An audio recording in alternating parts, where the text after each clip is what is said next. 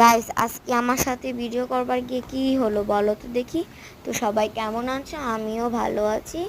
তো আজকে আমি যাচ্ছিলাম এত তাড়াহুড়ো করে, এর জন্য আমার ফুল গাছের দেখাশোনা করতে।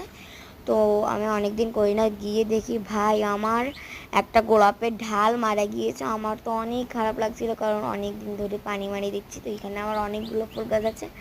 তো আমি এটা কি করব বলো তো দেখি। তো একটা আমাদের যাচ্ছে একটা ছাত্রী বলছে যে ভিডিও করছিস, আমি বললাম হ্যাঁ। তো আমি এটা গোলাপের ঢাল উঠিয়ে দিলাম।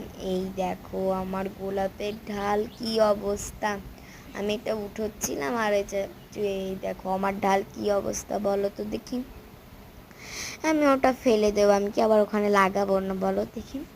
তারপর আমি ওটা ফেলে দিলাম, ফেলে দিয়ে একটু ওদিকে একটু ঘুরে আসি। তোমরা সব সময় বলো যে দেখি কি তোমাদের ওদিক চারপাশ দিক ঘুরাম, তো এমনি যে খেতা বালি দেখছি এটা আমার ভাই। তো চলো দেখি আমাদের ওদিক কি আছে। এই বাগানে একটা ভূত ছিল, তোমরা তো দেখেছিলে। তো এই তো সেই বাগানটা, ওদিক না অনেকগুলো ছেলে পেলে ছিল বলে আমি ওখান থেকে চলে এলাম। তো বাই।